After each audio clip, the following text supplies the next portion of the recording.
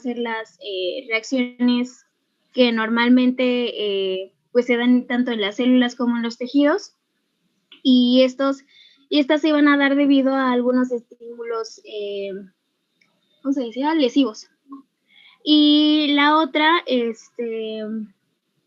pues como tal nada más examinaba las alteraciones que estos estímulos iban a generar en las células. Ok. ¿A Quetzali? Sí, doctor, presente. Dime un mecanismo de... ¿Me podría repetir otra vez la pregunta, doctor? Es que el internet... Dime un mecanismo de adaptación celular. Pues tenemos lo que es la hipertrofia. Ok. Que Montserrat. esta va a ser... Ya. Montserrat. ¿Qué es hipertrofia? ¿Qué es hipertrofia?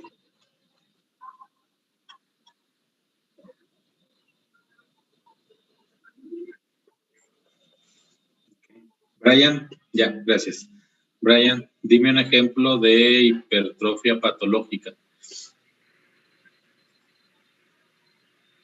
¿Podría ser como atrofia ventricular, doc? Pero eso es atrofia, no hipertrofia. Perdón, es que no escuché bien. ¿En la hipertrofia de algún músculo? Pero eso no sería una atrofia patológica.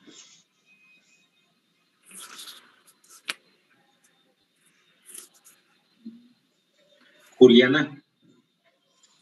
Presente, doctor. Buenas tardes. Buenas tardes. Dime un ejemplo de hiperplasia patológica. De hiperplasia patológica,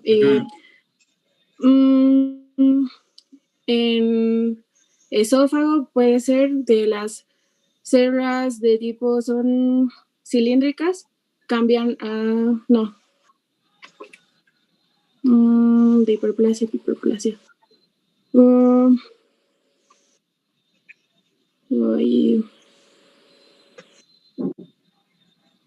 Okay. Samuel, misma pregunta. ¿Me repite la pregunta rapidísimo? Dime un ejemplo de hiperplasia patológica. ¿Podría ser una prostática?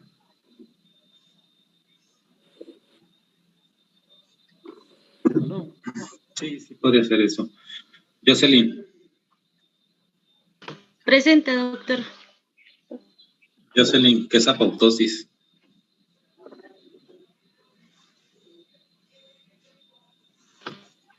Es la muerte fisiológica prolongada. Es la muerte fisiológica prolongada. Programada, perdón. O programada. Alexis.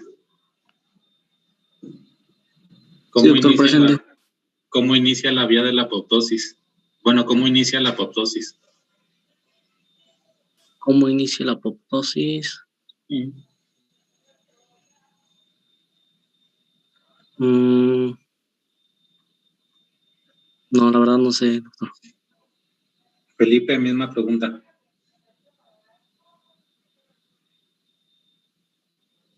¿No está Felipe? Sí, doctor. No, ¿me podría repetir la pregunta? Es que no lo escuché. ¿Cómo inicia la vía de la apoptosis?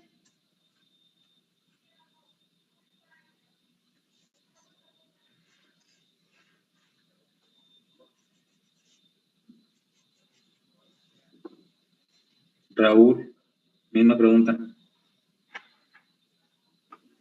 Sí, doctor. Pues recuerdo que primero, como tal, debe haber una lesión celular y luego esa lesión se va a complicar. Y después ya había un proceso de destrucción que podría ser la necrosis o la apoptosis. Sí, pero la apoptosis, ¿cómo inicia?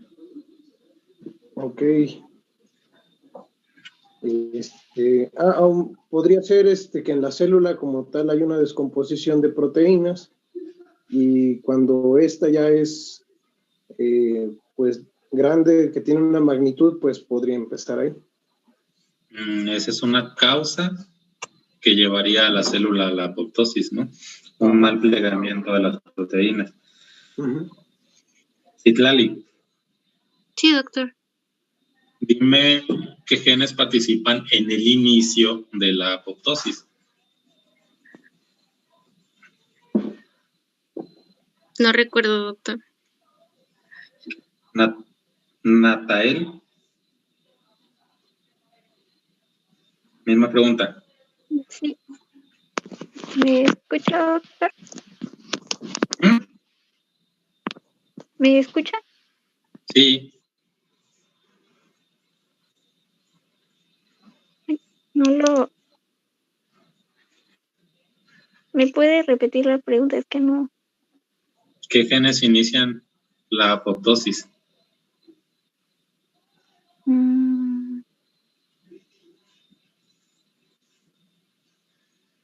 El factor de necrosis tumoral.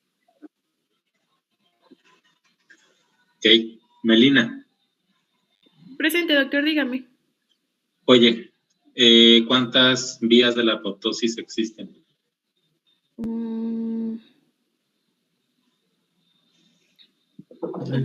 ¿Le puedo ayudar? ¿La apoptosis y la necrosis? No, nadie le puede ayudar. ¿Qué dijiste, Melina? ¿Es la apoptosis y la necrosis? No, yo pregunté cuántas vías de la apoptosis existen.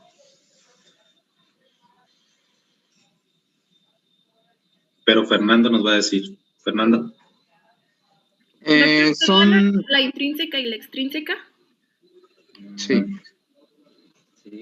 Pero pregunté cuántas, no pregunté cuáles. Ok, dos. Bueno, Fernando. Ya Melina dijo que eran dos y dijo que eran extrínseca e intrínseca. Por otro lado, América dijo que la vía de la apoptosis iniciaba con el factor de necrosis tumoral. ¿Cuál de las dos vías de la apoptosis inicia con el factor de necrosis tumoral? Es la extrínseca, porque también se le puede llamar como la vía del receptor de muerte. Correcto. Tomás. Sí, doc. Si la extrínseca inicia con el factor de necrosis tumoral y los receptores de muerte, la intrínseca, ¿cómo inicia? ¿Con qué genes?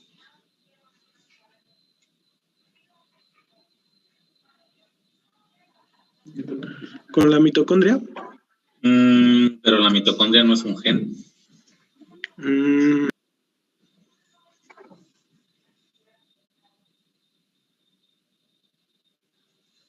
Enrique.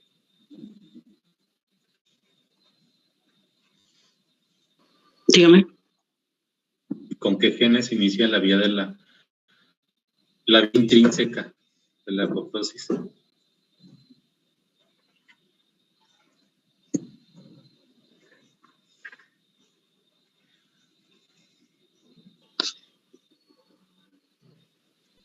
No estoy seguro. Leonardo. ¿Me dice a mí, doctor? ¿Leonardo? Perdón. Sí, ahora tú, misma pregunta. Si no mal recuerdo, creo que eran lo de la producción de proteínas antiapoptósicas.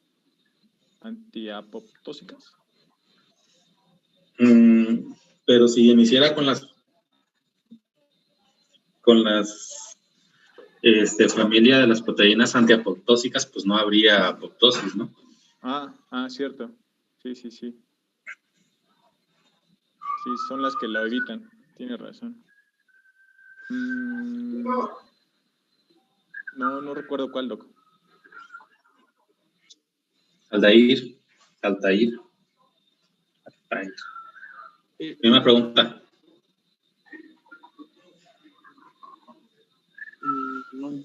¿Qué? No recuerdo. Eder. ¿Mande? Eder, misma pregunta. ¿Me la puedes repetir, por favor? Pero si es la misma pregunta de hace 5 minutos. Y es que se corta mucho su internet. ¿Qué genes inician la vía intrínseca de la apoptosis?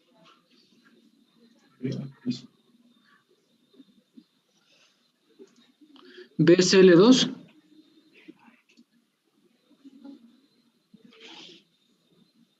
Sí, no, el BCL2. ¿Sí? Valeria. Mande, doctor. Oye, ¿qué es metaplasia? La metaplasia es cuando puede llegar a cambiar el fenotipo de una célula o cambiar el tipo de célula. Ángel. Oye, dime un ejemplo de metaplasia. Puede ser cuando cambia bueno, el hilo decía que el epitelio cilíndrico a uno escamoso cuando hay irritaciones crónicas pulmonares.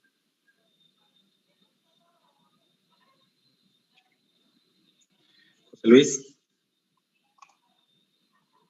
Sí. Mariana. ¿No me escucha, doctor? Sí, sí te escuché, pero ya se me acabaron las ideas de preguntas. Presente. Alejandro. Presente, doctor. Ok.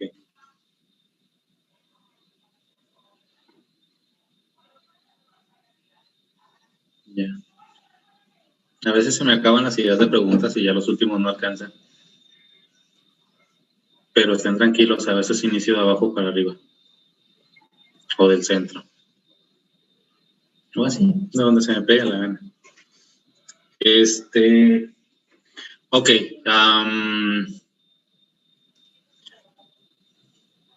Evin, ¿puedes proyectar tú, por favor? Me va a apoyar alguno de mis compañeros. Bueno, que va. tengo mal internet. Ya, yo tampoco. ¿Ya la pueden ver? Sí.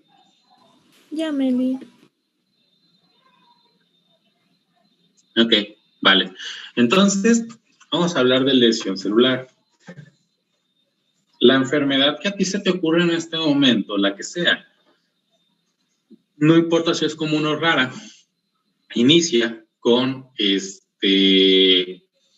con una lesión a un nivel celular, ¿sí?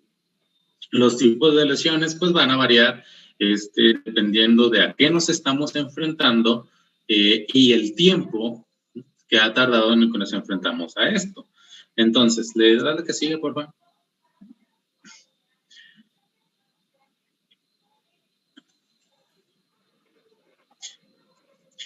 Toda enfermedad, seguramente esto ya lo aprendiste por ahí de tercero o cuarto semestre en tus inicios de la clínica, lleva una etiología, una patogenia, cambios morfológicos y manifestaciones clínicas. De hecho, en ese orden, ¿va? Generalmente hay un agente etiológico que inicia el proceso de la enfermedad. Si estuviéramos hablando, por ejemplo, de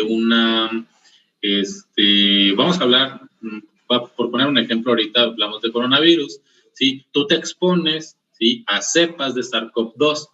Y ese es el agente etiológico. El SARS-CoV-2 empieza a replicarse en el organismo, generalmente dentro de las células, de manera que nosotros prácticamente no nos damos cuenta e inicia una respuesta en el cuerpo, ¿no? Puede haber una tormenta de citoquinas y entonces vas a tener fiebre, puede haber alteraciones pulmonares o alteraciones trombóticos. Estos cambios son los cambios morfológicos. Estos cambios morfológicos inician desde antes que nosotros tengamos alguna sintomatología, ¿vale? Por ejemplo, un paciente inicia con edema de los neumocitos, inicia con obstrucción de los alvéolos y el paciente no siente nada. No tiene dificultad respiratoria ni nada por el estilo, pero ya inició con cambios morfológicos. Para cuando el paciente inicia con dificultad respiratoria, tú le haces una tomografía o una radiografía y ves cómo ya hay cambios pulmonares importantes, ¿no? En múltiples áreas. Entonces, esto es el proceso patológico y esto pasa en absolutamente todas las enfermedades. Por lo tanto, lo que nos vamos a dedicar a hacer en nuestra materia es identificar esos cambios morfológicos para que ante cualquier enfermedad tú en tu mente sepas lo que está pasando, sí, desde un punto de vista patológico y lo que encontrarías, por ejemplo, en una laminilla, y por supuesto se te va a ayudar a ti a saber el cómo vas a tratar a esa persona. Dale que sigue, por favor. En condiciones normales existe algo que se llama homeostasis, algo que tú lo aprendiste desde segundo semestre, tercero, cuando viste fisiología. Todas las células, ¿sí?, se encuentran en homeostasis. Esto es, digamos, una célula normal, ¿va? A lo largo de nuestra vida y prácticamente todos los días, nuestras células, ¿sí?, se exponen a estímulos nocivos o a estrés, ¿vale? Obviamente estamos hablando de estrés celular, ¿no? Ok, cuando una célula es expuesta a estrés, ¿sí?, y el estrés es constante, estas células tienen una capacidad de adaptarse, a lo mejor cambiando su estructura, a lo mejor aumentando el número de células o disminuyéndolas o haciéndolas más grandes, etcétera, ¿sí? Estos son cambios adaptativos que lo hace el cuerpo para subsistir. Si una célula no tiene la capacidad de adaptarse o pierde la capacidad de adaptarse o el estrés es mayor que el proceso de adaptación, entonces esta célula va a tener una lesión. Y estas lesiones pueden ser reversibles o irreversibles. Si el agente nocivo o lo que sea que nos esté causando estrés es por poco tiempo, o sea, transitorio, o el estrés es leve, entonces la célula genera una lesión completamente reversible. Si por otro lado, si la lesión fuera grave o fuera progresiva, la célula tendría una lesión irreversible, y una lesión irreversible es lo mismo que muerte. Aquí ya nada más tendría cuestión de decidir si la muerte va a ser por apoptosis o por necrosis.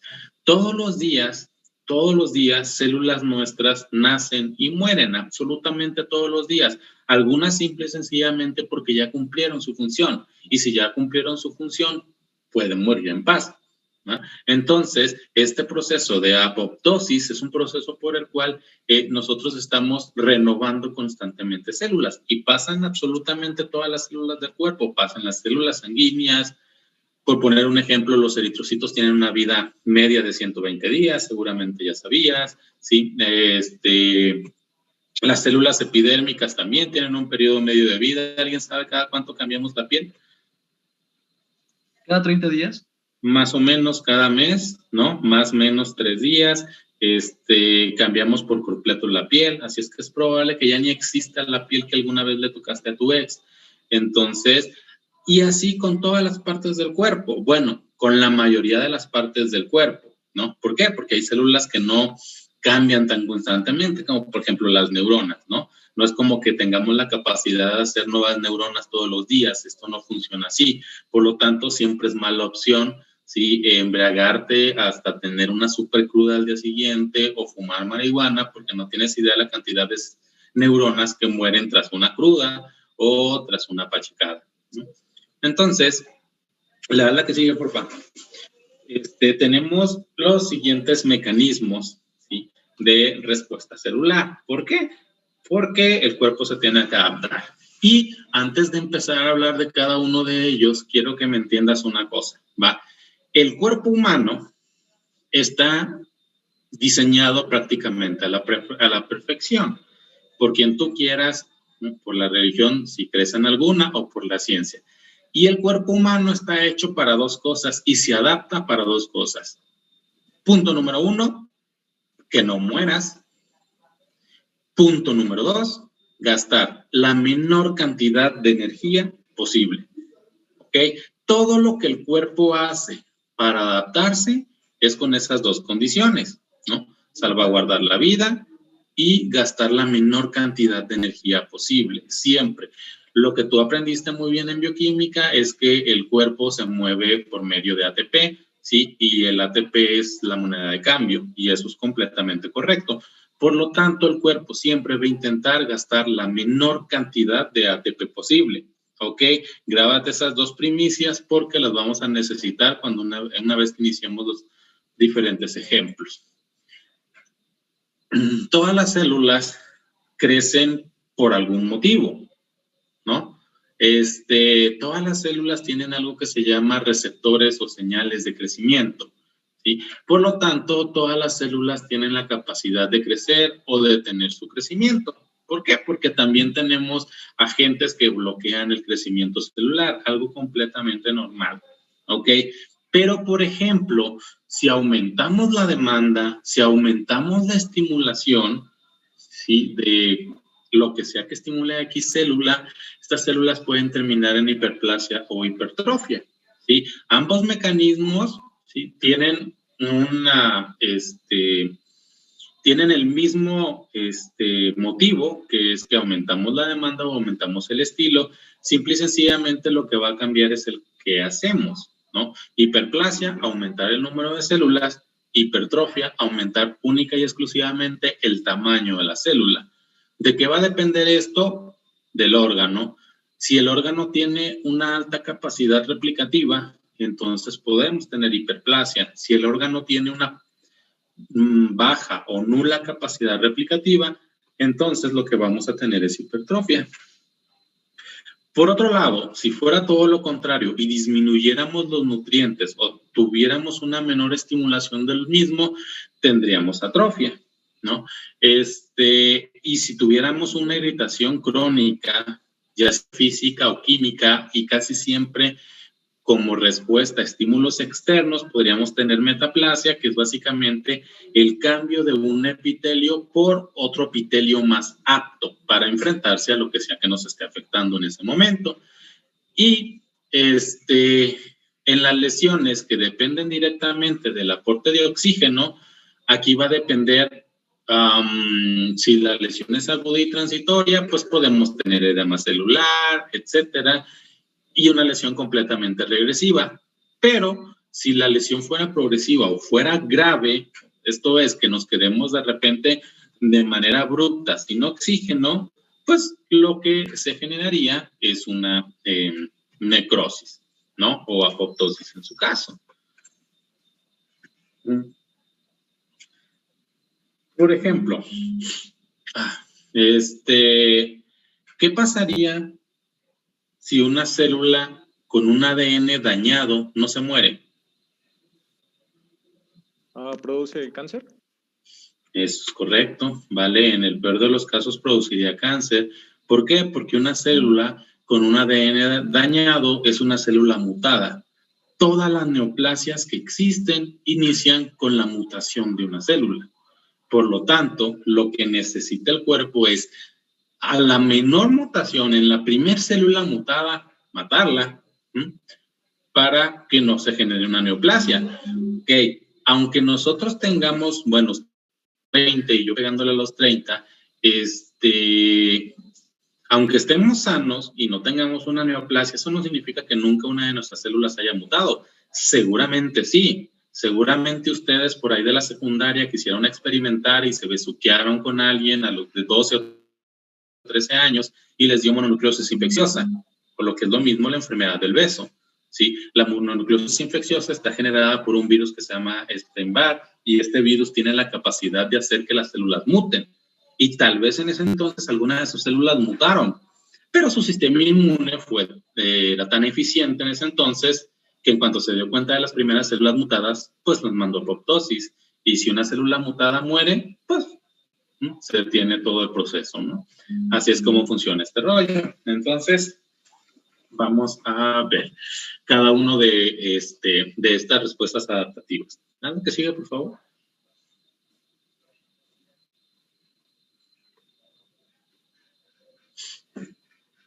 Ok. ¿Han visto la película de Intensamente? Ok.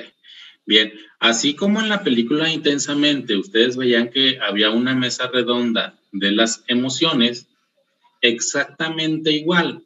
Hay una mesa redonda en el cuerpo donde se reúnen una vez al día en las mañanas, pero en lugar de las emociones, las diferentes células madre del cuerpo. ¿Por qué? Porque tenemos una célula madre de músculo estriado, una célula madre de los hepatocitos, del corazón, del estómago, etc. Y todos los días hay una reunión de esas células para ver más o menos cómo está funcionando el cuerpo. Todos los días. ¿Ok? Bien. Entonces, un buen día, tú despiertas con un mensaje, un WhatsApp, que dice, terminamos, ¿no? Y así por WhatsApp te termina tu hora ex. Es como tú te emperras, ¿no? Te metes al gym, porque, pues, te tienes que poner más bueno o buena que la nueva suripanta o suripanto que trae tu ex, ¿no? Entonces te metes al gym y llegas con toda la actitud el primer día del gym. Playera del PRI, ¿no? Un termo malón, entras al gimnasio, te llega tu coach y te dice calienta y te pones a calentar, te trepas a la elíptica o haces cualquier cosa. Posteriormente el coach te dice, ¿y qué quieres hacer? Y tú sacas tu teléfono, le enseñas la foto del nuevo o la nueva y le dices, me quiero poner mejor que él o ella. Y el coach dice, está complicado, pero se puede. Y entonces el coach te pone una barra para que la levantes, ¿no? La barra pesa más o menos unos 10 kilos o 12, ¿no? Te pone unas pesas para que se junten 20 y tú tienes que levantar 20 kilos. Entonces tú agarras esa madre, la intentas levantar y su pinche madre! ¡Ah! Y la levantas con esfuerzo, pero lo haces, ¿no? Levantas tus primeros 20 kilos y ya te vas a tu casa, ese día bien madreado, después de vomitar 3 veces, etcétera. Y al día siguiente, en la mañana, se reúnen todas las células. ¿Y qué onda? ¿Cómo estamos? No, todo bien. Hasta que las células madre de los miocitos dicen, es que lo dejó su ex. Y el cerebro, no más, sí, mal pedo. Al día siguiente la morra ya estaba publicando en Facebook, no más. Y todos. Y luego, pues se metió al gym. Y todos, no más, otra vez duele más. Bueno, ¿y qué? Y dice, no, se lo pusieron a levantar unas pesas, pero a chile sí me cansé. Y entonces, mira, en una semana, sí, se le va a pasar. Tal vez 2, ¿no? Va a ser lo máximo que va a durar en el gym. Por ahora, te mandamos más energía de la necesaria. ¿Qué te parece? Y entonces el músculo dice, ok, me parece adecuado, necesito más energía porque tengo que levantar esos 20 kilos y este huerca no los puede. Y entonces empiezan a mandarle más energía a los miocitos. Ese es el primer cambio, enviarle más energía, está gastando más ATP de lo que normalmente está acostumbrado. Pasan 2 semanas y sigues yendo al gym, te pegó. Entonces sigues yendo al gym y después de 2 semanas que están de nuevo reunidas las células, el miocito dice, oigan, pues qué, sigue yendo al gym. Y todos, no, man, no, neta, sigue yendo al gym. Y entonces todos están diciendo, güey, es que estás gastando más energía, no mames, pobre hígado, déjale algo. Y el hígado, al chile sí, güey, porque también está tomando un montón. Y todos, no, man. Y el riñón, al chile sí, güey, porque ni siquiera es cerveza, es un chingo de vodka y yo necesito también mucha energía para filtrar. Y entonces dice, no, ok, algo tenemos que hacer. Y el miocito dijo, pues, puedo crecer. Y todos, bájalo. Y empiezan a mandarle energía suficiente a los miocitos para que crezca. Y a la hora de crecer, aumentar el número de proteínas contráctiles. Y si tiene más proteínas contráctiles, cuando levante esos 20 kilos, va a gastar menos energía. Entonces, todo es perfecto en ese sentido. Le da la energía necesaria e inicia un proceso que se llama hipertrofia. ¿Por qué se hipertrofia el músculo? Para gastar cada vez menos energía. Cuando tú vas al gym, tu coach no te dice, mañana te pones mamado, ¿no? Tu coach te dice, si sigues las instrucciones más o menos bien, en unos 2 meses vas a empezar a ver cambios. Y entonces, así funciona esto. El miocito empieza a hipertrofiarse y en la medida en la que se hipertrofia, se gasta cada vez menos energía. Y entonces, 1 mes y medio después, están todas las células reunidas. ¿Y qué onda? Y el miocito, no, chingón, ya yo no ocupo tanta energía, ya tengo lo necesario para levantar esos 20 kilos sin esfuerzo, entonces ya no necesito. Y todos, bájalo. Entonces ya le mandan menos energía y todo está cool. Hasta que un día llega el coach y te ve levantando 20 kilos sin esfuerzo, te dice 5 de cada lado más, ahora 30. Y entonces, pues se repite el proceso. ¿vale? Así es como pasa este mecanismo de hipertrofia. ¿Por qué? Porque el músculo esquelético no tiene capacidad replicativa. No es fácil hacer nuevas células musculares. Como no podemos hacer células musculares nuevas diario o a cada rato, entonces el único mecanismo que tiene para adaptarse es la hipertrofia, que es lo que intentamos hacer siempre que queremos ponernos mamados en el gym. Y entonces, ¿qué es lo único que necesitas? Los nutrientes adecuados. Ya tienes el aumento en la carga de trabajo, ¿ok? Eso ya está. Ahora lo único que necesitas es tener los nutrientes adecuados.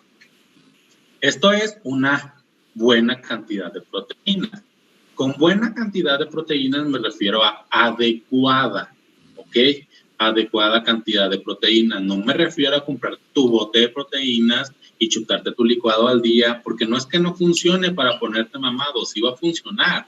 El detalle es que tu riñón, ¿qué culpa tiene? ¿No? Entonces, una adecuada alimentación y ya no necesitas esos botes de proteínas. Ahora, ¿funciona este mecanismo de hipertrofia? Por supuesto, porque entonces vas a gastar menos energía, etcétera, etcétera. Eso está muy cool. En el músculo estriado funciona a la perfección. El detalle es que el mecanismo de hipertrofia no siempre es óptimo. Y ahora vamos a pasarnos al corazón. Un día una persona es hipertensa, ¿no? Inicia con hipertensión, entonces tras la hipertensión, esa persona lo que tiene es un aumento en la presión, pero también del ventrículo izquierdo. Entonces, ¿qué necesita el ventrículo izquierdo? Más fuerza para poder bombear la sangre. Como necesita más fuerza, paulatinamente las células musculares cardíacas empiezan a hacer exactamente el mismo proceso, hipertrofiarse, ¿no? O sea, crecer de tamaño. Y al principio funciona bien. ¿Por qué lo está haciendo? Porque si el ventrículo izquierdo no se hipertrofiara, no tendríamos la fuerza necesaria para eyectar la sangre y moriríamos. Entonces, en un intento de compensar, hace que las células musculares se hipertrofien. El detalle es que en condiciones normales, así es un corazón partido de manera transversal, ¿va? Este es el ventrículo izquierdo, este es el derecho, y el izquierdo siempre es ligeramente más grueso, aunque no tanto. El detalle es que conforme esto se va hipertrofiando, sí, ok, te mantiene vivo, ¿va? Lo que está haciendo es mantenerte vivo. El detalle es que con el paso del tiempo, y en este caso me refiero a años, las células musculares van creciendo de forma tal que la luz se vuelve muy delgada. Y entonces hay considerablemente menos sangre dentro de la cavidad cardíaca. Entonces, si ustedes ven... Ah, chingados, se me olvidaba que no estoy proyectando yo y no ven mi cursor, espérenme.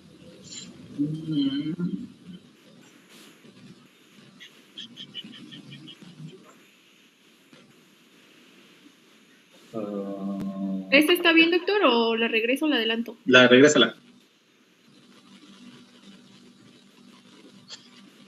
No, la siguiente. Ok, por lo tanto, en esta imagen de aquí, si ustedes ven en esa imagen de ahí, clínicamente, ¿qué tiene el paciente? ¿Qué diagnóstico? ¿Hipertrofia ventricular? ¿Izquierda? Bueno, hipertrofia. Bueno, sí, eso es correcto, pero eso solo lo habríamos visto en un ecocardiograma, ¿no? O tal vez en un electrocardiograma también. Clínicamente, ¿qué tiene el paciente? Sin necesidad de hacerle ningún otro estudio. O sea, ustedes ven ese corazón, ¿qué creen que tenga?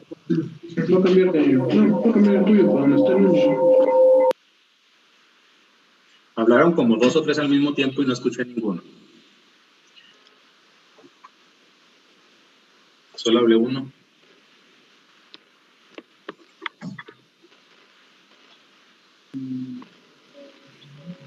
Bueno.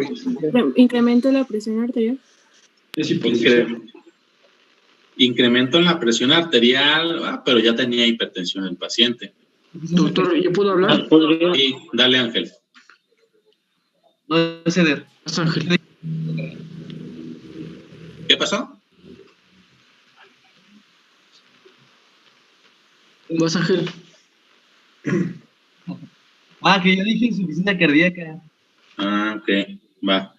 Es correcto, eso es lo que tiene el paciente, una insuficiencia cardíaca, ¿no? Entonces, todavía no llevan cardio, ¿no? En eso andan, ¿va? Entonces, ¿qué va a tener el paciente una insuficiencia cardíaca? Por supuesto que sí, ¿vale? ¿Por qué? Porque ya no hay suficiente sangre ahí. Entonces, el corazón, que en un principio empezó a aumentar de tamaño para compensar la presión, ahora ha fracasado ese intento, ¿sí? Por compensar, y entonces el paciente ya tiene una insuficiencia cardíaca.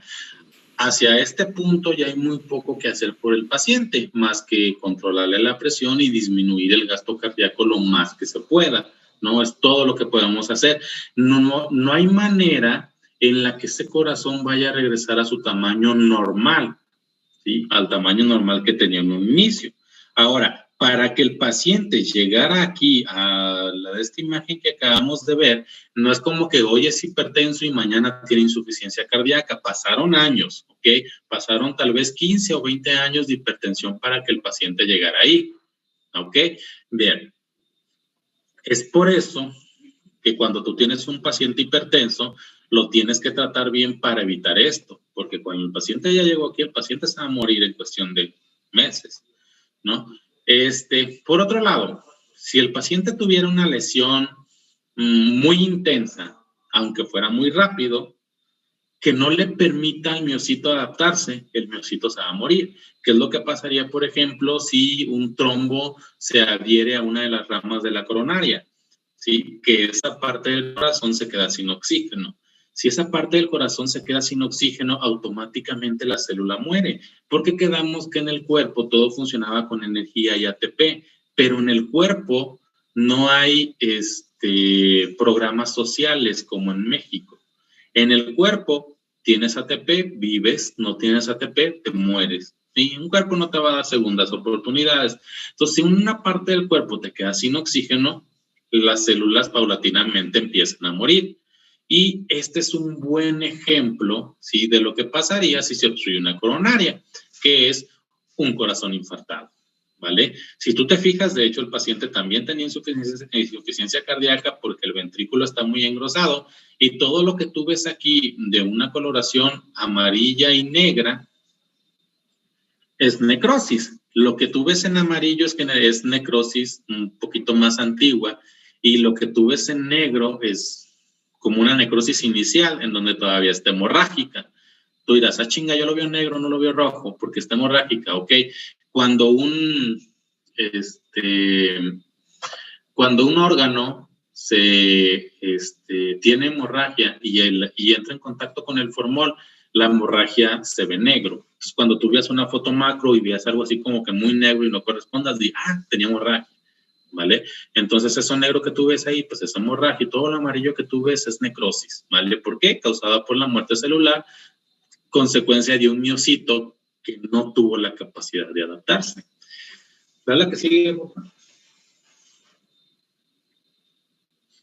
Entonces, ¿cómo funciona este rollo de la hipertrofia y también a su vez de la hiperplasia? Pues porque todas las células del cuerpo tienen diferentes receptores, ¿no? Receptores que les llamamos receptores de crecimiento. O sea, estas células esperan una señal que les diga, crece, ya no crezcas, crezca, ya no crezcas, etcétera, etcétera. ¿De qué depende? Bueno, primero, si estamos hablando, por ejemplo, de músculo, ya sea cardíaco o ya sea esquelético, depende del aumento en la carga de trabajo, ¿sí? No sé si alguna vez ustedes hayan ido a un gym, ¿sí?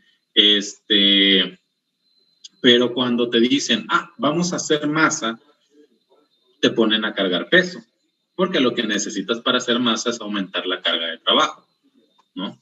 Entonces, así es como funciona, pero todas las células tienen receptores para diferentes hormonas. Estas hormonas son las que les van a permitir también un crecimiento y todas las células dependen de factores de crecimiento. Ojo, factores de crecimiento hay un montón.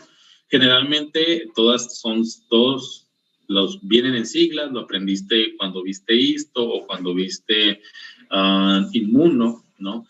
Tenemos factor de crecimiento transformante beta, tenemos factor de crecimiento derivado de la insulina, factor de crecimiento epidérmico, etcétera, etcétera, etcétera, ¿vale? Factores de crecimiento, lo cual es importante que les des una repasada porque son importantes en algunas neoplasias que veremos más adelante.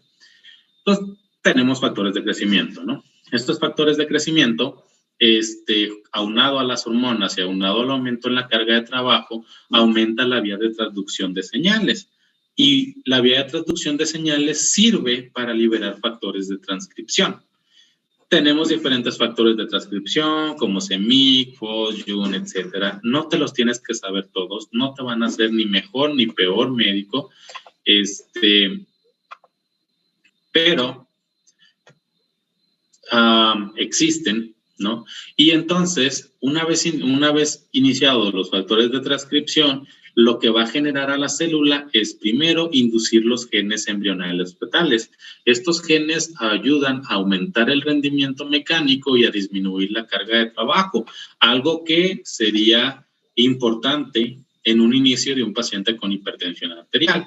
Luego aumentaríamos el número de proteínas contráctiles. Si tenemos más proteínas contráctiles, tenemos un mayor rendimiento, o sea, una mayor fuerza. Eso significa gastar menos energía para realizar la misma función. Y después aumentar la producción de factores de crecimiento. Y el aumento en la producción de factores de crecimiento hace que esto se vuelva un ciclo, ¿sí? Y mientras le estemos dando un aumento en la carga de trabajo, la célula va a seguir hipertrofiándose. Dale la siguiente, por favor. Y este es un buen ejemplo en donde ambos mecanismos, hipertrofia e hiperplasia, pueden coexistir, ¿va? Las dos imágenes histológicas corresponden a un útero, pero si ustedes se fijan, se ven diferentes, ¿va? Un útero, la única función que tiene el útero en el cuerpo es procrear, ¿no? La única función del útero es procrear sin que la mujer muera. Tú dirás, a chinga, se escucha muy feo, pero es real, ¿va? ¿Cómo va a ser eso? Primero, mujeres cierren su puño, así, y véanse su puño, y entonces, si ninguna de ustedes ha tenido hijos, así del tamaño de su puñito, es el tamaño de su útero, ¿no? Aproximadamente, ¿sí? Así más o menos es su útero, ¿va? Ok, cuando están embarazados, automáticamente el útero tiene que tener la capacidad de aumentar de tamaño hasta almacenar una sandía, básicamente, o sea, un niño de unos 3,5 kilos, tal vez incluso más aparte placenta y líquido amniótico. Tiene que tener esa capacidad de distensibilidad. Ahora, obviamente, las células musculares van a empezar a hipertrofiarse conforme vaya creciendo el útero. Pero así se hipertrofiaran todas y se hicieran lo más elásticas posible, el útero reventaría. No hay manera de que las mismas células tengan esa capacidad. Entonces, lo que hace el útero es, además de hipertrofiar, también aumentar el número de células. Entonces, lo hace todo al mismo tiempo. Y esto lo que permite es que una mujer pueda llegar a tener un útero del tamaño de su puñito a volverse un útero de unos 25 centímetros o más, ¿vale? Y no morir en el proceso, o sea, que no se rompe el útero. Ahora, ok, ya nació el bebé, ¿sí? El útero debe tener la capacidad de contraerse lo suficiente para que las venas y arterias que estaban nutriendo ese bebé dejen de sangrar, ¿no? Entonces necesita contraerse a tal grado para que esos vasos sanguíneos, ¿sí?, se aplasten y la mujer no sangree más, ¿sí? Cuando hay un fallo en la contractibilidad, por ejemplo, es cuando nace el bebé y la mujer tiene hemorragia obstétrica y entonces el ginecólogo viene estresado y dice, no más, y le empiezan a sobar la pancita a la señora, ¿sí?, en el útero, porque si le soban el útero va a decir, no más, que me contraiga, neta, y se va a contraer. No lo hace, pero todos los ginecólogos lo hacen porque a Chile da culo cuando no deja de sangrar, ¿sí? O sea, ya salió el bebé, ya sacaste la placenta y tú eres el interno, ya salió el bebé, sacaste la placenta, contaste los cotiledones, todo está cool, tiraste la placenta, y ya, ¿no?, te preparas para reparar el epicio, y luego ves que tiene madres de sangrado transvaginal, y tú dices, secas, y luego ves que sigue sangrando y tú no mames. Y entonces agarras el útero, lo empiezas obviamente por arriba, ¿no? Por el abdomen de la señora, lo empiezas a sobar y dices, madre, por favor, no mames, contráete. Y el útero, ¿no? Y sigue sangrando, y entonces tú empiezas a sudar frío, ¿sí? Porque el residente de ginecología que está de guardia te odia, y si lo hablas por una hemorragia obstétrica te va a castigar, porque te va a decir que es tu culpa, y entonces le dices a la enfermera, ¿le puedes pasar una ámpula de carbetocina? La enfermera, sí, doctor, como ya se la saben, sí, ya se la avientan y ya, que es un mecanismo que ayuda a la contracción, ¿no? Entonces se la pones y en cuestión de segundos el útero se empieza a contraer, te deja de sangrar y tú volteas para todos lados esperando que nadie haya visto que la señora sangró como 1 litro, ¿no? Volteas por todos lados, nadie te vio y dices, ok. Y volteas a ver a la enfermera, le guiñas el ojo como diciendo, sí te traigo una coca y guárdame el secreto, y la enfermera te hace. Entonces, todo está arreglado, pero eso es lo que haces, ¿no? Ahora, por eso necesitaban las células musculares estar con tan hipertrofiadas para tener una mayor capacidad de contractibilidad. Y ahora tenemos 2 imágenes histológicas, ¿no? Esta es una imagen y Ambas imágenes histológicas corresponden a miometrio, ¿vale? Las 2 exactamente, ¿vale? Las 2 corresponden a miometrio. Ahora, lo que vemos en esta imagen de aquí es básicamente puro músculo liso, cosa que tú teóricamente ya deberías de saber identificar. Y aquí, pues teóricamente también lo vemos, pero vamos a ver si es cierto. De entrada, lo que vemos aquí son células ausadas. Cuando yo digo ausado, me refiero en forma de uso. Cuando yo digo uso, ¿a qué me refiero? ¿Qué es un uso? O sea, no en medicina, en la vida. ¿Qué es un uso? Son como fibras, por decirlo así. ¿Cómo qué, perdón? Fibras, como por decirlo así, en ese aspecto. Es que no te escuché. Como fibras. O sea, de forma también. Ok. Porque también me basé de cuando hay los genes, del uso mitótico. Ok, muy bien. Sí, ¿alguna vez han visto, no creo que ustedes tejan o cosan, pero una vez han visto a quien cose y les han dicho, oye, métele el hilo a la aguja porque ya no veo? Ese orificio que tienen las agujas, ese es un uso, o sea, es algo alargado. Cuando las células son alargadas, en medicina les llamamos ausadas o fusiformes, ¿vale? O sea, con forma de uso, etc. Ok, entonces tenemos en general 3 tipos diferentes de células que son alargadas. Eso te lo digo ahorita porque lo ocupamos mucho en pato, aunque tal vez ya te acuerdes de esto. Tenemos una célula alargada, como esta, que termina en piquito.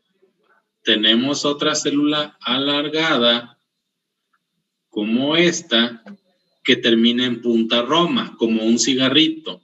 Y tenemos células alargadas que terminan en piquito, pero, son mis mejores dibujos, ¿ok? Pero son ondulantes. Esos son en general los 3 tipos diferentes de células fusiformes que tenemos. Las células alargadas que terminan en piquito son fibroblastos.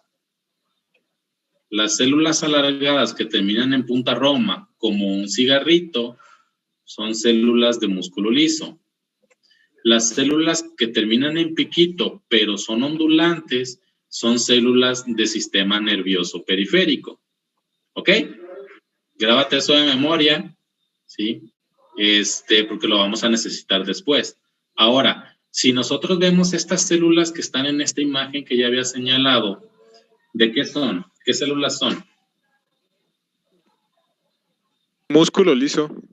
Es correcto, son células de músculo liso, ¿no? O sea, son alargadas, pero la punta es roma, terminan en piquito. Y si tú la comparas con la imagen de al lado, pues los núcleos son iguales, ¿no? ¿Cuál es la diferencia entre la imagen de la izquierda y la imagen de la derecha? Muy aparte del tamaño de las células y el número de... A veces se alcanza a ver como si fueran nada más menos miocitos. Ok. ¿Qué hay de más o qué hay de menos? Los núcleos van disminuyéndose. Ok, eso es más o menos correcto. Se ven menos núcleos, ¿no? Ahora, yo lo que te dije hace rato es que había hiperplasia. Entonces debería haber más núcleos, ¿no? Sí, bueno, no es pues que... si va creciendo el tejido hay más núcleos, pero las cisternas dentro del de la célula muscular son las que se están alargando y por eso se podrían tapar los núcleos en un corte. Ok, eso es más o menos correcto, ¿va? No es que haya más núcleos, es que hay más citoplasma, ¿sí? Si tú te fijas en esta imagen del centro, ¿sí? Se ven muchos núcleos y se ve poco rosa, o sea, poco citoplasma. Y en esta imagen de la derecha se ven mucho rosa. ¿Por qué? Porque lo que aumentamos cuando hipertrofiamos una célula es el citoplasma. Nada más, no el núcleo. ¿Porque el núcleo para qué? No, el núcleo va a ser exactamente lo mismo, tener el material genético y la mamada, no necesita más. Si necesitamos más contracción, necesitamos más citoplasma. Entonces, lo que vemos en la imagen, y por eso se ve considerablemente más rosa, es porque tiene más citoplasma. Ahora, el citoplasma de las células musculares que tiene a madres de proteínas. ¿Por qué? Porque necesita proteínas contráctiles. Ahora, las proteínas se ven muy rosa, generalmente con hematoxilina y eosina, por eso aquí todo se ve más rosa. ¿Ves? Tiene lógica. Y sería muy fácil identificarlo si supieras histología. Si te costó trabajo identificarlo en esta imagen, entonces algo falló a la hora de la histología, que afortunadamente no te di yo. Y cuando vemos la imagen macroscópica es el mejor ejemplo de ello. Tienes dos úteros, un útero de un tamaño normal y un útero de una mujer embarazada que acaba básicamente de tener a su bebé, ¿no? Así es la diferencia de los tamaños que tiene el útero, ¿no? Un útero chiquitillo y un útero muy grande de una mujer embarazada. ¿Me puedes dar la que sigue, por favor?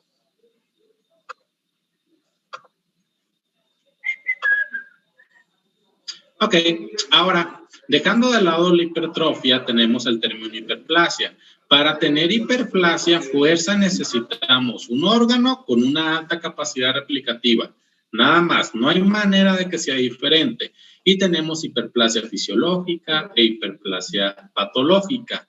Dentro de la hiperplasia fisiológica tenemos una hiperplasia hormonal y una hiperplasia compensadora. Díganme un ejemplo de una hiperplasia fisiológica hormonal.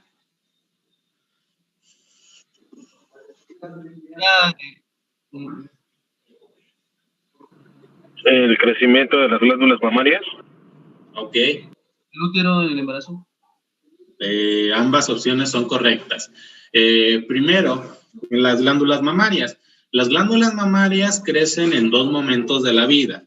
Bueno, al menos de forma fisiológica, ¿no? Crecen durante la pubertad, ¿sí? A expensas de el inicio de la pubertad femenina, hay un aumento en el crecimiento mamario. Y segunda, ¿sí? En el tercer trimestre del embarazo, cuando hay una liberación de prolactina y la mujer se está preparando o está preparando sus glándulas mamarias para la única función que tienen, que es amamantar, ¿no? Ok, ambas crecimientos mamarios son consecuencia de la hiperplasia. Y lo que pasa en este sentido es que aumenta el número de glándulas que tienen en las mamas, pero también de tejido adiposo. Por eso crecen en conjunto, ¿sí? La glándula mamaria, ¿sí? Cuando veamos un corte histológico de una glándula mamaria o un corte macroscópico, ustedes se van a dar cuenta que el 95% de la mama es grasa, básicamente, ¿sí? O sea, todo el tejido que es de la glándula mamaria necesita mucho tejido adiposo, por eso es así. Por eso algunas mujeres o la mayoría de las mujeres que tienen obesidad sobre todo desde la pubertad o la adolescencia, pues también tienen grandes mamas, ¿no? ¿Por qué? Pues porque a final de cuentas es tejido adiposo la mayor parte de las mismas, por eso tienen esa textura suavecita. Por eso, pues cuando no son originales no se sienten tan suavecitas, aunque en la actualidad haya cada vez mejores prototipos. Y luego tenemos hiperplasia fisiológica compensadora. Dígame un ejemplo de esto. La extirpación de una parte del hígado. Ok. El hígado es uno de esos órganos con una mayor capacidad replicativa, lo cual sería de esperarse porque el hígado trabaja básicamente todo el tiempo, ¿no? Entonces, los hepatocitos tienen la capacidad de hacer nuevos hepatocitos y volverse células madre. Eso significa que, por ejemplo, cualquiera de nosotros podríamos donarle un lóbulo hepático a alguno de nuestros hermanos, si desde luego se hacen estudios y ven que somos compatibles. Una vez donándole ese lóbulo hepático, con el paso del tiempo, el hígado intentaría, o más bien reemplazaría ese lóbulo hepático que nosotros perdimos, ¿vale? Y esa es la manera de compensar, ¿sí? Y esa es la hiperplasia compensadora. No podemos compensar ninguna otra cosa como órganos con una baja capacidad replicativa. Esto es, si te cortan un dedo, no te va a crecer el dedo de nuevo porque no somos Picrodaimacu, ¿no? No tenemos esa capacidad. Tal vez si no fuéramos seres humanos, si fuéramos, se llama ese güey, Namoquesoyín, podríamos tener la capacidad. O si fuéramos lombrices, por ejemplo, ¿sí? Podríamos volver a crecer, o iguanas y hacer que la cola nos volviera a salir. Pero como humanos no tenemos esa capacidad, pero sí la tenemos con el hígado, por ejemplo. Y luego tenemos hiperplasia patológica. Y esta tal vez es la hiperplasia más, a la que más atención le debemos de poner. Ya dijimos que en la glándula mamaria, ok, eso es bueno. Compensar un hígado que le quitaron un cacho, eso también es bueno. No toda la hiperplasia es buena. Por ejemplo, ¿qué ejemplo será bueno? Ya sé. Mujeres, esta pregunta es para ustedes. ¿Quién se encarga de regular su ciclo menstrual? O sea, ¿qué hormonas, pues?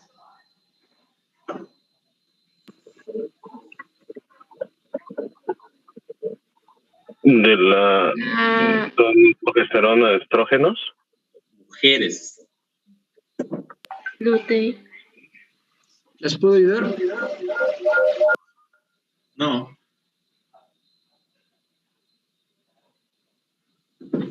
No, ok. Es la, es que no te escuché yo, sí. Es la luteinizante y la folículo estimulante. Ok. Sí se encargan de regular. Ok, ¿quién se encarga de regular la proliferación del endometrio? Seguramente ustedes saben muy bien que el endometrio tiene una fase proliferativa, una fase secretora y una fase menstrual.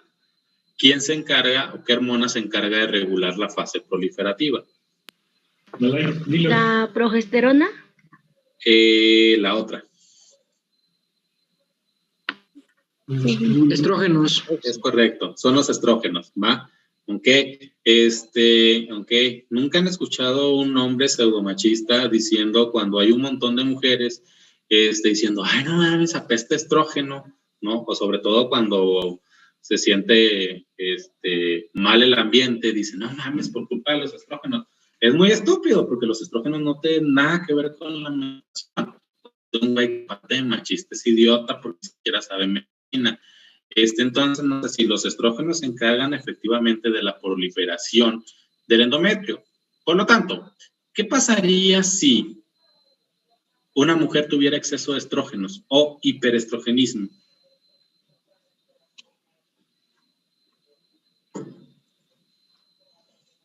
¿Tendría una hiperplasia en el endometrio? ¿No? Eso es correcto. Ahora, una hiperplasia endometrial es algo de preocupar porque es una lesión precursora de cáncer. Una mujer que tiene hiperplasia endometrial podría, si no se trata o se cuida a tiempo, tener carcinoma de endometrio, ¿va? consecuencia del hiperestrogenismo. ¿Ve? Ese es un buen ejemplo de una hiperplasia patológica. Y lo mismo va a pasar con cualquier órgano, ¿sí?, que su crecimiento dependa de una hormona. Tú ponle más de esa hormona, ese tejido va a estar hiperplásico. Ok, cualquier tejido que funcione a base de hormonas, ¿no? Tú le pones un morro de 8 años, más hormona de crecimiento de la que necesita, ¿y qué va a tener?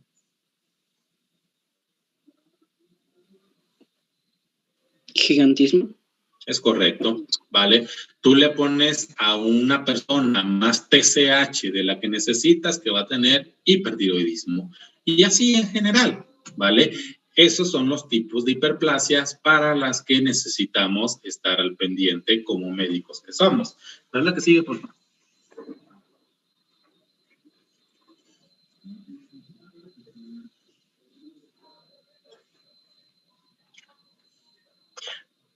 Dale la que sigue, por favor, a quien sea que esté. A Melina. Ok, luego, atrofia. Tenemos dos tipos de atrofia, ¿sí? Tenemos atrofia fisiológica y patológica también. Dígame un ejemplo de atrofia fisiológica. Después del embarazo.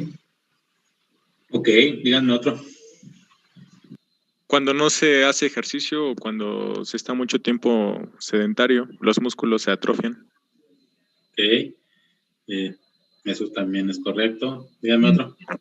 De estructuras embrionarias, como puede ser el notocordio o el conducto tiroidoso, creo, que decía en el libro. Ok, eso es un buen ejemplo también. Casi nadie habla de la parte de la embriogénesis, pero es correcto. Sí, no, son los ejemplos más comunes de atrofia. El dicho tan común que dice lo que no se usa se atrofia es correcto porque es así, ¿vale?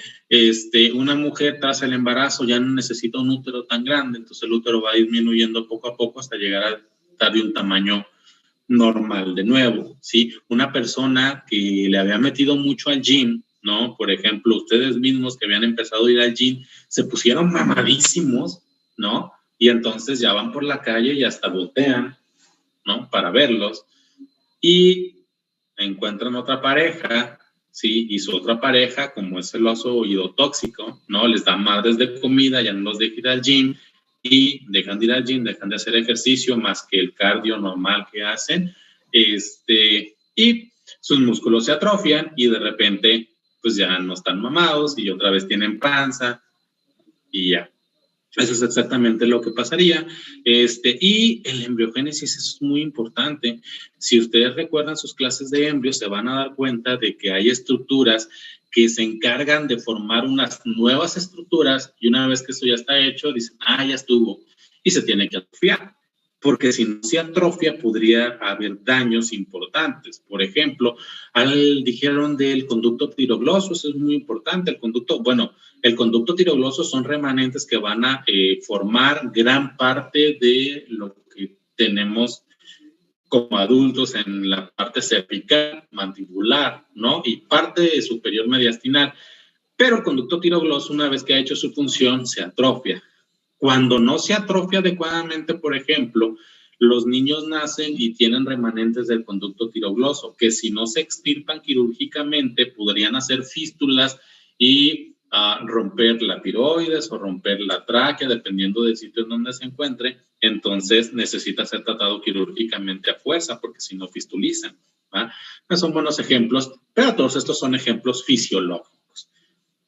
El resto son ejemplos patológicos de atrofia. ¿Por qué? Porque todo lo que genere una reducción de la carga de trabajo va a generar atrofia. Uno de los ejemplos más comunes es, no sé, cualquiera de ustedes que se haya fracturado, ¿sí? Y que les hayan puesto un yesito, les pusieron su yesito y se los dejaron como 2 meses o 3, ¿no? Entonces tienen su yesito en el brazo.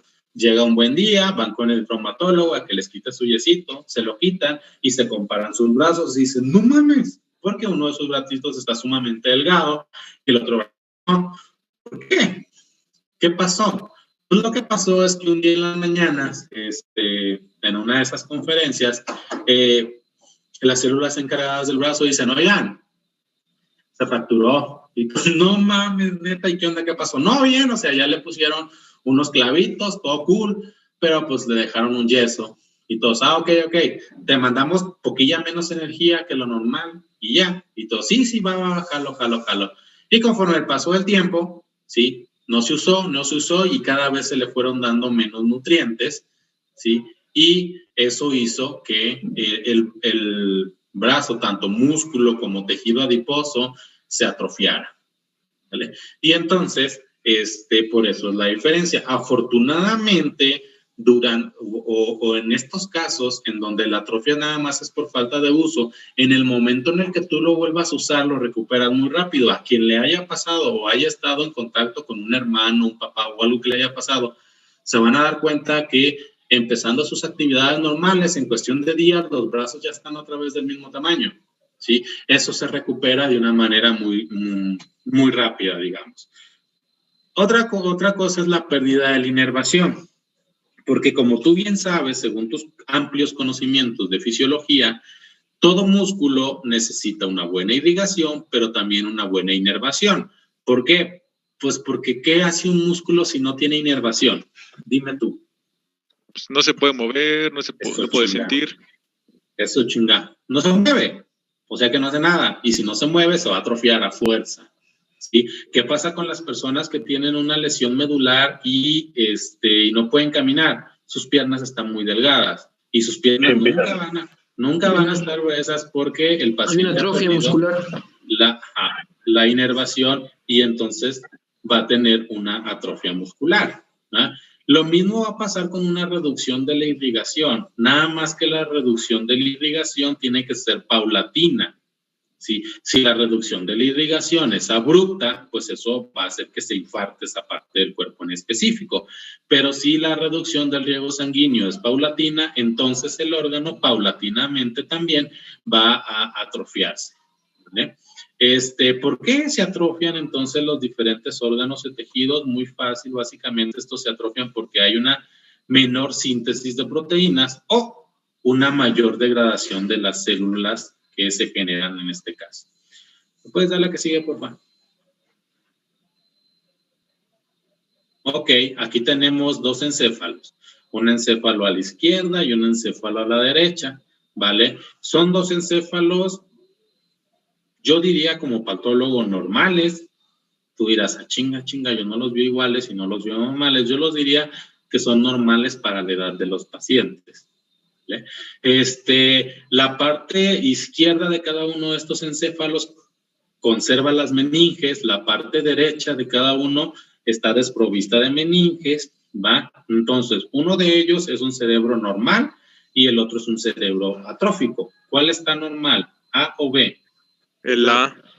Ok, el B está atrófico. ¿Todos están de acuerdo? Sí. Ok. Bueno, entonces, Montserrat, ¿por qué el B está atrófico?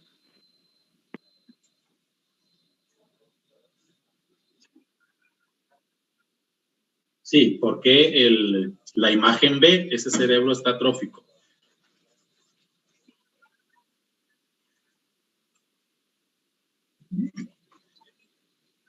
Ok. Es correcto. Pregunta número 2, para ti misma. ¿Por qué los surcos están más profundos?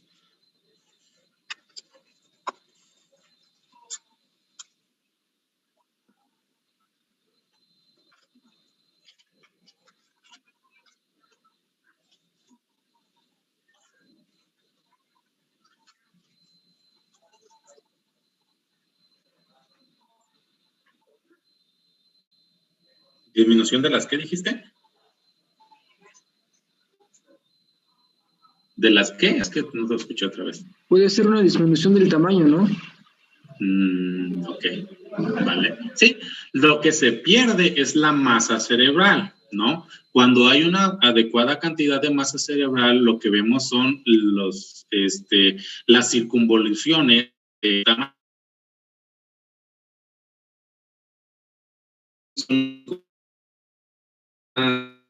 surcos apenas visibles. Se le corta, doctor. No se le escucha, se le está cortando su internet. Ah, sí, ya me apareció estable. Bueno, voy a estar aquí hablando de Dios. Si me escuchan en un minuto, ya. Es que es el Mr. James. ¿Pueden escucharme?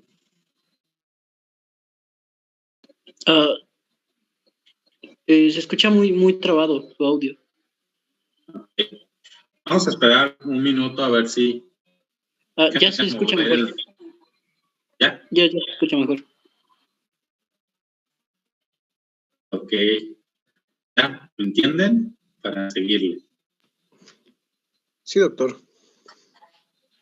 Va. Entonces, sí,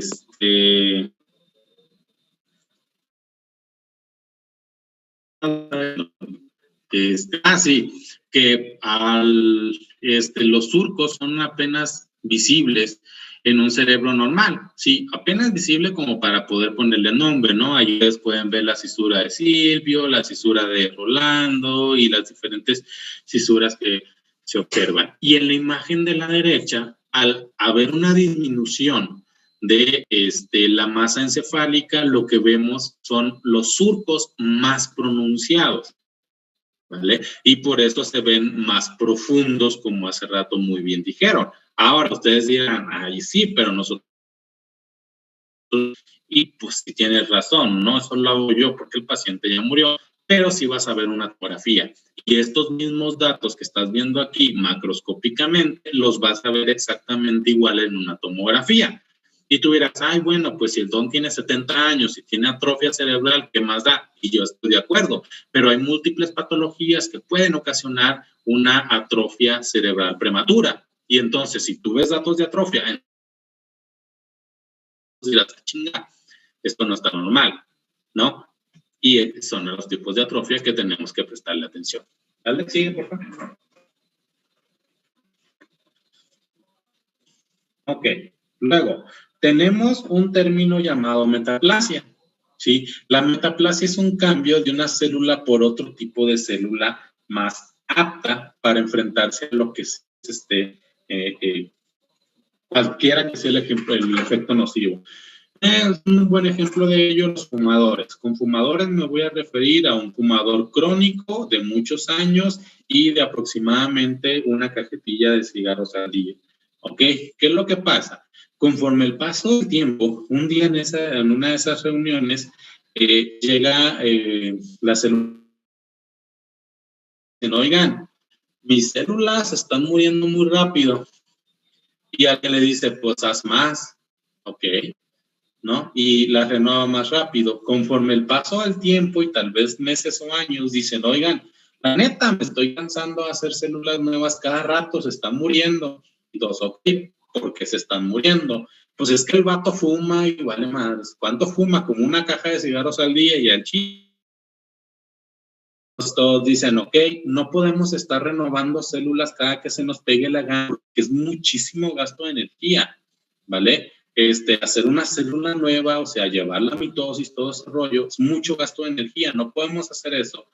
Entonces, lo que dice la célula madre del aparato bronquial es decir, oigan, y si mejor voy a hacer unas células diferentes, más resistentes, y todos, va, ¿como cuál?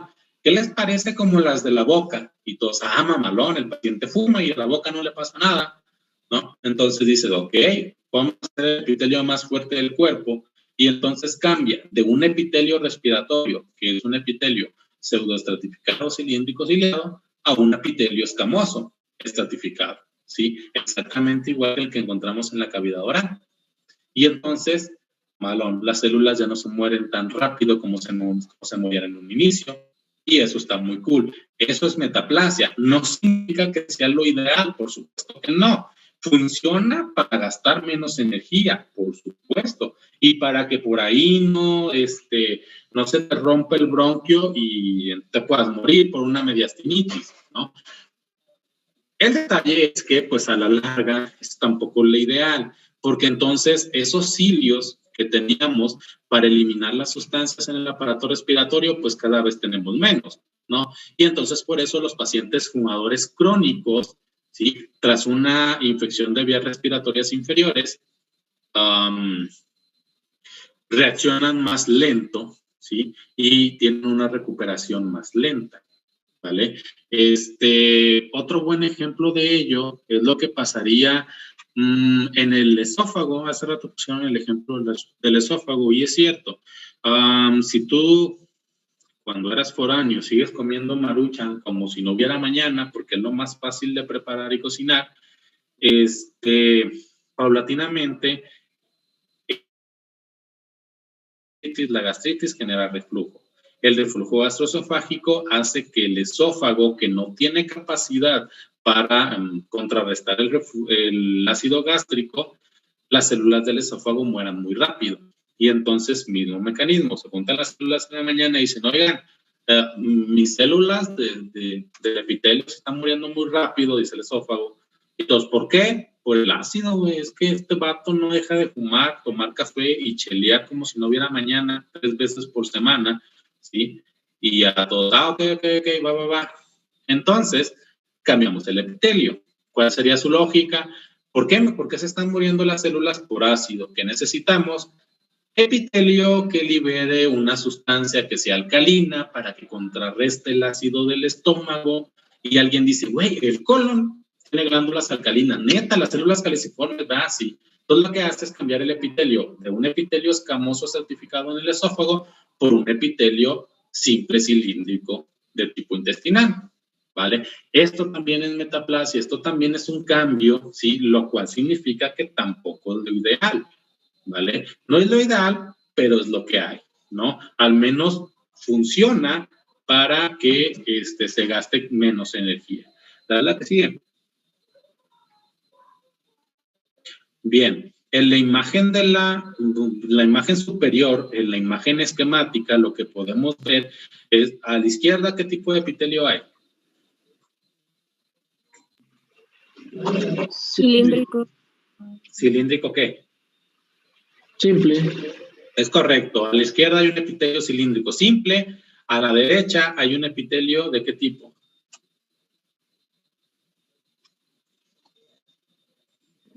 ¿Cúbico estratificado? Ok. ¿Alguien más?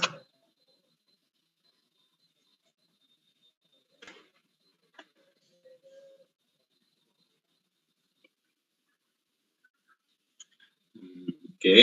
¿Alguien más? ¿Pero de cuál, doctor? ¿Del medio o de los que están abajo azulitos o ya los de la derecha? De este. ¿Son fusiformes? Okay. Bien. Va, yo les digo, es un epitelio estratificado. Plano. Sí, es correcto. Es plano estratificado. Ahí les va. Ok, alguien dijo, chinga, pero estas madres de abajo se ven cúbicas, ¿cómo no va a ser cúbico estratificado? Y yo te doy la razón. Pero cuando le vamos a poner la forma a un epitelio estratificado, es la forma que está en la parte más superior.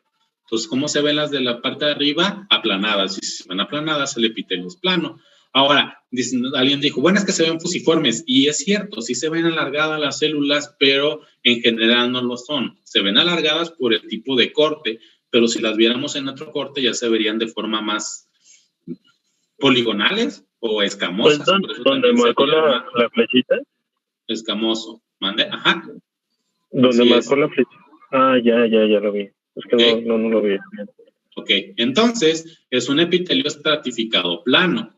Ahora, estas células que en un principio, esto es lo normal, eran un epitelio simple cilíndrico, ven cómo estas células se van metiendo por abajo hasta que lo sustituyen por completo y se vuelven un epitelio estratificado plano. Esto es algo que se llama metaplasia escamosa. A la metaplasia le llamamos metaplasia y el apellido se lo ponemos dependiendo del nuevo epitelio que se formó.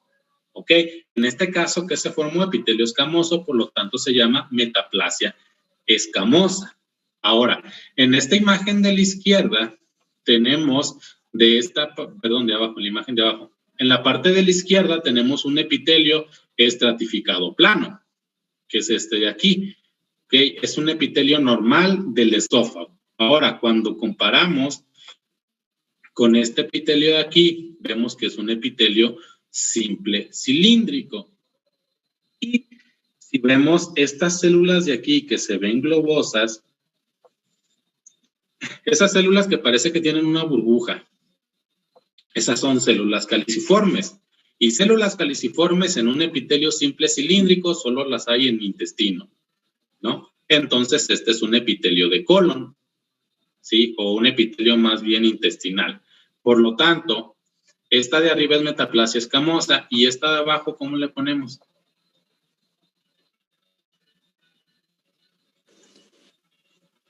Metaplasia cilíndrica, porque es la que está más arriba. Ok, pero ¿qué tipo de epitelio dijimos que era? Simple cilíndrico, pero ¿de dónde derivan? ¿Células caliciformes? ¿Pero qué tipo de epitelio dijimos que era? ¿De dónde? Dijo que era intestinal. Metaplasia intestinal. Intestino, ajá. Eso chingada. O sea, se llama metaplasia intestinal, o lo que es lo mismo, esófago de Barrett. Okay. Seguramente esófago de Barrett. Eso era algo que ya habían ustedes escuchado. Ah, les presento un esófago de Barrett. Así se va. Así se ve. Es una metaplasia intestinal. Es el cambio de un epitelio por otro. ¿Va? ¿Hasta aquí dudas? No, Doc. No, doctor. ¿No? Bueno, entonces aquí la dejamos, ¿va? Y le seguimos la próxima semana.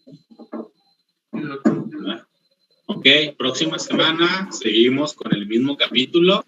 Es probable que me chute toda la semana con el mismo capítulo, por lo tanto, tienen que leer el mismo capítulo. Digo, tienen que leerlo porque como 10 personas no respondieron, entonces los demás, ya. ¿Ah? Ok, vale, pues. Entonces nos vemos la próxima semana, chavos. Gracias, doctor. Buenas noches. Bye. Bye.